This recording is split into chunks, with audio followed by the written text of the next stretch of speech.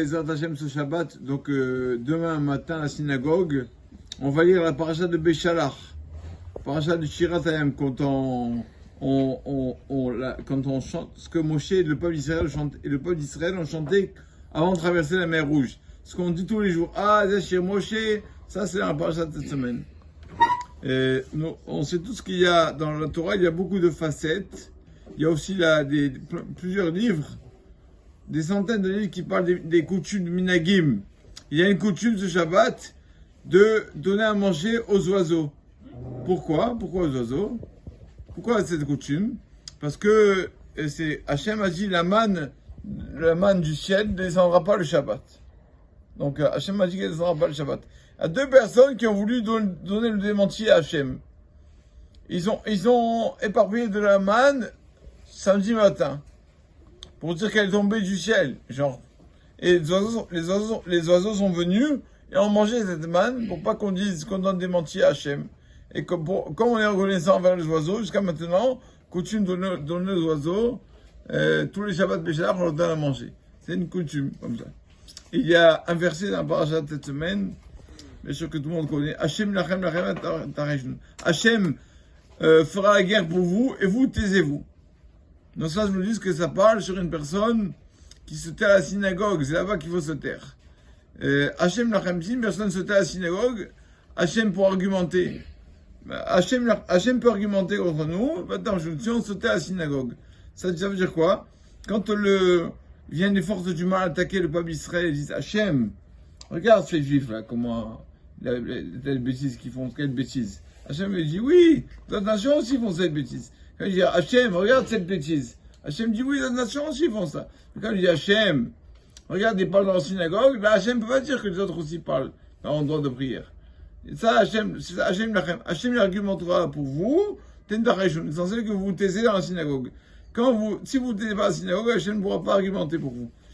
Hachem peut contre les forces du mal, peut nous défendre. Mais quand les forces du mal nous accusent de parler dans la synagogue, là, Hachem dit, bon, là, je ne peux pas défendre. Parce que, il ne peut pas dire Hachem, les autres aussi parlent. Les autres ne parlent pas dans l'endroit de prière. Il y avait dans le Negev, dans le sud d'Israël, il y avait un problème. Tous les paysans des Moshavim qui avaient dans le Negev, ils ont vu qu'il y avait des voiles. Des voiles la nuit, ils leur vendaient des tondeuses, des tracteurs, etc. Alors, ils sont allés voir la police, et ils ont vu qu'il n'y a rien, ça bouge pas. Ils se sont fait une chavat simarakon, on dit une société de gardiennage. Plusieurs jeunes, dans les Moshavim au sud d'Israël, plusieurs jeunes ont dit on va leur faire des pièges, on va les attendre la nuit, on va les attraper en flagrant délit. Et donc arrive dans le Moshav une voiture dans la nuit avec les phares éteints. On dit ah sûrement celui-là c'est encore un voleur. Ils sont allés à 4 ou 5 qui l'ont massacré de coups. Et donc, quand ils finissent de massacrer de coups, ils s'aperçoivent que c'est un monsieur qui habite dans le Moshav. Oh, ils sont tous sauvés. Ils sont tous sauvés. On a fait une bêtise, ils sont sauvés. Ils sont sauvés. Et un des 5 était en préparatif, avant de se marier, préparatif de mariage. La police, elle vient, elle le prend. Et donc, le mariage est repoussé.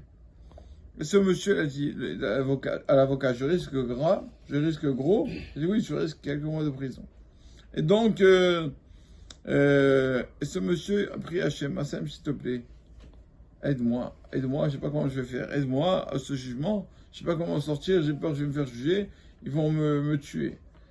Et jusqu'à que quand il est en train de prier, il vient dans sa tête, il vient là, un flash, là, son grand-père, c'est un homme qui faisait attention de ne pas parler à la synagogue. Son grand-père faisait un repas tous les 7e jours de Pessah. Pourquoi son grand-père faisait un repas 7e jour de Pessah?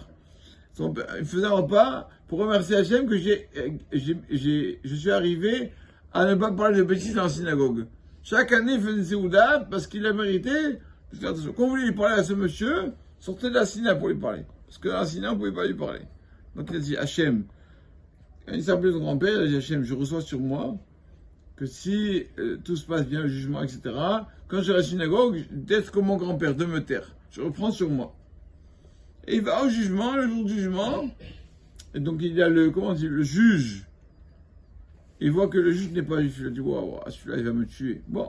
Et il voit que, comment dit, le procureur, le juge qui dit au procureur et au monsieur qui a été tapé, est-ce que vous dites que c'est lui qui vous a tapé, ce monsieur qui vous a tapé? Il dit, non, pas lui qui m'a tapé. Mais lui, non, il m'a pas tapé, lui. Et comment? Il y a un an, vous avez dit qu'il vous a tapé lui. Non, lui, il m'a pas tapé. Et donc, le monsieur qui a été tapé a dit, arrêtez de vous foutre de moi. Amenez le monsieur qui m'a tapé. On l'a vu il y a un an. Donc, Hachem lui a fait un miracle. Le juge a dit, c'est comme ça, alors tu es libre. C'est pas toi qui as tapé, tu es libre. Donc, il est sorti de ça libre parce que il a pris sur lui de ne pas dire des paroles vaines à la synagogue. Donc, c'est ça, voilà, que si on cherche des fois des ségoulottes, etc., on veut une bonne ségoula, une bonne chose pour parler tout mal, de se taire à la synagogue, de savoir se la fermer un peu à la synagogue. On parle qu'à Hachem, on parle pas autre chose à la synagogue.